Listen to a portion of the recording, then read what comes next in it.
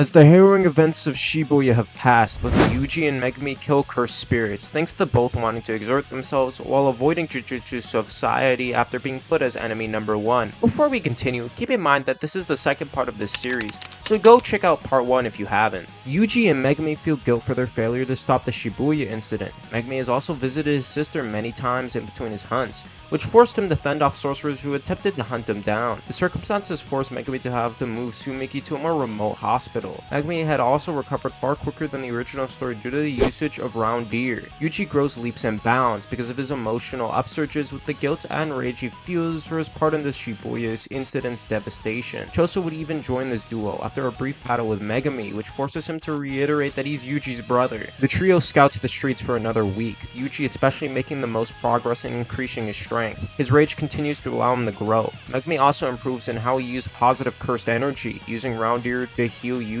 Choso, after hearing about Kenjaku's inquiring of Jogo's curse technique from Yuji, forced himself to improve his manipulation of blood temperature to make it even hotter than magma. To reach the 10-day mark from Shibuya's ending, the monotony continues. Yuji had just one-shot a grade 1 curse, showing clear progression for his power compared to how he struggled with grade 1s 10 days before. Megumi walks up to Yuji, actually thinking about asking him for a spar in order to test Yuji's power. It suddenly jumps back. A man in a Komodo outfit had pierced a knife right where Megumi was a second before. The man laughs before stepping back, introducing himself as Naoya. As Megumi attempts to summon a shadow, he suddenly stops in fear. Everyone around looks shocked as they sense an incredibly strong cursed energy. Yuta Akotsu, a special grade sorcerer, jumps from a roof, though Megumi looks surprised as Yuta is outputting a ton of killing intent. Naoya, with a nervous look, asks for Yuta's intentions. Yuta says that he is here to kill Yuji Itadori and Megumi Fushiguro. Naoya then smiles, offering to kill Megumi for him, while he could get Sukuna's vessel. Yuta gives Naoya a stare of death, before agreeing. Choso, who had vowed to protect Yuji, attempted to attack Yuta with piercing blood, but used to easily dodge just before rushing at Yuji. Megumi attempts to intercept, but Naoya gets in the way. Megumi is forced to fight Naoya and attempt to defeat him before Yuji is killed by Yuta. Megumi summons Rapid Escape to obscure the vision of Naoya. Naoya attempts to cut through, but when he does, Megumi is gone. Naoya, using his great speed, tries to find him, but is surprised by Tiger Funeral striking him, nearly knocking him out in a single blow. Remember, Naoya was defeated by 3 supernovas in the original story. Attacks which Shibuya Yuji could tank with only minor damage. Tiger Funeral is even stronger than Divine Dog, which could even damage Hanami, so much stronger and more durable than Yuji and Shibuya. Naoya, injured and angry, pushes his speed to the limit, allowing him to easily dodge Tiger Funeral's attacks, and then slashing it and killing it, before then going after Megumi. Megumi barely dodges a slash from Naoya, falling into a shadow. Naoya dodges Piercing Ox, who had appeared in the shadow, before rushing at Megumi's shadow, and Naoya slashes with his knife, but is shocked when it shatters on Maximum Elephant. Megumi had done it. He can now summon 2 shadows at once. Megumi bursts from Naoya's shadow as Naoya attempts to get away. Megumi's punch grazes Naoya's cheek as a black flash bursts. Blood splurts from his cheek as Naoya struggles to stand. Megumi, worried about Yuji, decides to end this quickly. Mahoraga bursts from Megumi's shadow, then gained the ability to not need the ritual, similar to Sukuna in the manga. Before Naoya could react, Mahoraga one-shots him and kills the Zenin with his mighty fist. Megumi then, goes after to save Yuji and rushes as fast as he can. Choso, after doing his best at long range, was pretty much useless and was defeated by Yuta. What was shocking was that Yuta had fired out a magma blast that had forced Choso to use all of his blood to block. The force of the attack was enough to knock out Choso, who was still feeling the effects of the burns he got from Jogo at Shibuya. Yuta has Jogo's power from having Rika devour his volcano head that was cut off from Sukuna's domain. Luckily for Yuta, Gojo had told Yuta about Jogo on a FaceTime call before he was sealed. Yuji looks serious at Yuta, vowing to survive in order to make up for his crimes from Shibuya, though he seems conflicted in that statement. Yuji attempts to strike Yuta, but Yuta easily dodges before using his sword to stab Yuji. Yuji attempts to dodge, but his side is stabbed. Yuji, realizing the power difference, begins evasive maneuvers, realizing that he needs Megumi's help to win the fight. A game of cat and mouse begins as Yuji struggles to avoid Yuta.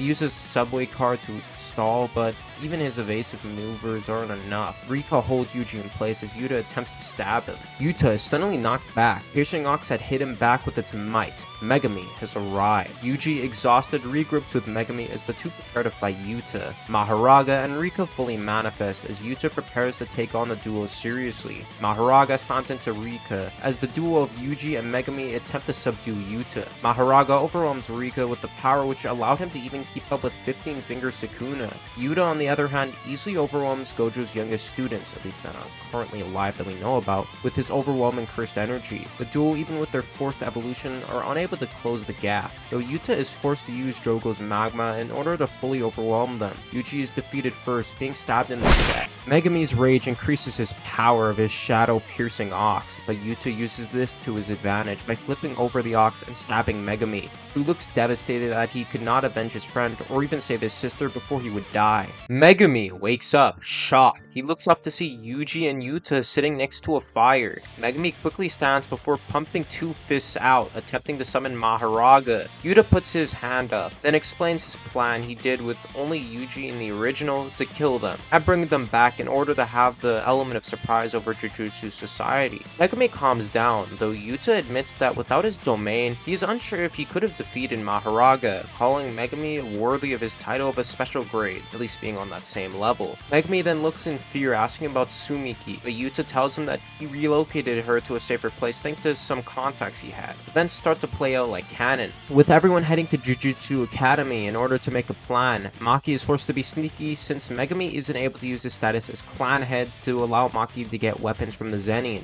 Megumi and Yuji are still sent to acquire Hikari, but thanks to Kirawa's ability, Megumi doesn't do much. Yuji, on the other hand, takes even more hits than his canon self, to the point where Hikari gets bored and decides to join while not knocking out Yuji, who was a battered mess from taking his punishment, but had still shown his fever for Jujutsu by gambling his life in order to get Hikari on their side. When everyone goes to different colonies, only 3 change. Yuji, with his greater strength, is able to find the angel faster than the original, as well as defeat Higuruma without using cursed energy. Yuta, thanks to Jogo's curse technique, was able to actually not only defeat Uro, but even Ryu by overwhelming his granite blast with magma, ending the fight within his own domain. Both ancient sorcerers die in the encounter. Finally, Megumi easily defeats the Scorpion Girl, I forgot her name, before then fighting Reggie Star. Megumi stomps him by using his domain in order to overwhelm anything he creates. In the end, they were not only able to find their way to free Gojo with the angel, but even a way to save Sumiki from the Culling Games. Yuji and Megumi prepare for Sumiki's drop-off, but as she arrives, Megumi senses something. Cursed energy. He feels it within her, a hidden strength that was similar to Yuta.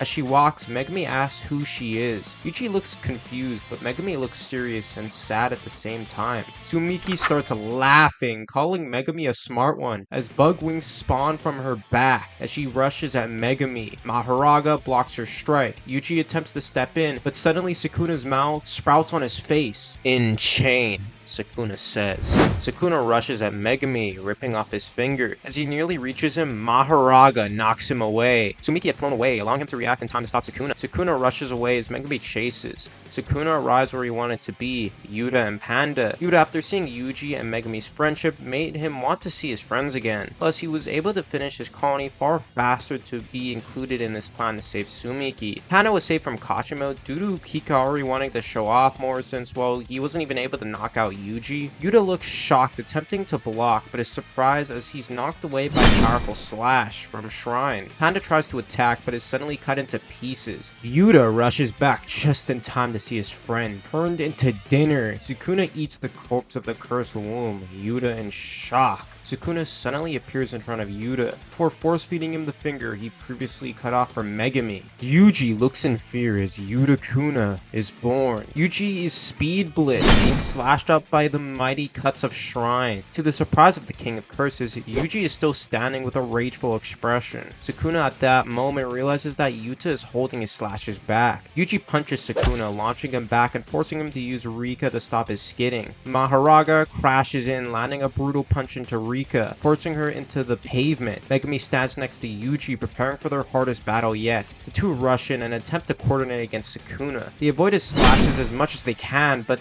end up with many cuts. Sukuna barrages the duel with both slashes and magma from Jogo's curse technique. Mahoraga continued to clash with Rika, Sukuna powering her up to the point where they are actually evenly matched. Megumi is forced to push himself in order to keep up with Yuji's rageful power-up, Yuji forcing himself through Sukuna's slashes in order to land hits. As more and more blood bursts from Yuji, it starts to surround him as a new curse technique awakens in Yuji. As Sukuna steps back, Yuji then extends his blood as the blood becomes a giant fist, which knocks Sukuna back. Sukuna looks impressed as he realizes that Yuji could actually be a good challenge as he decides to leave his prey alive. Sukuna rushes in and lands a devastating punch at the speed in which even Yuji couldn't react. Yuji is knocked away as Sukuna rushes at Megumi. Megumi attempts to block but is surprised when Sukuna grabs his hand and rips a finger from him as Megumi is forced to the ground in pain. Sukuna then rushes off but is nearly hit by a slash from Maki. Maki was still caught and forced to awaken after Mai's death. She even defeated the rampaging cursed Naoya and now is here to fight Sukuna. Megumi, an enraged Yuji, and enraged Maki from Yuta's body being taken begin to jump Sukuna, who is forced to use shrine and lava manipulation to keep them away, making it difficult to reach the king. Yuji nearly reaches Sukuna until ice knocks him away and freezes him whole. Urame stands next to Sukuna, both smirking at the carnage. Both then leave as Yuji attempts to chase, but the ice keeps him stuck too long. All seems lost until a lightning burst from Nue which strikes Rika, who Sukuna and Urame were flying on. The two had dodged, but were surprised that Megumi had broken out of Urame's ice after previously freezing the trio individually. Megumi with a fierce look summons Mahoraga, who was previously subdued by Rika. Sukuna laughs at the insolence of Megumi, telling Urame to hold off the brat.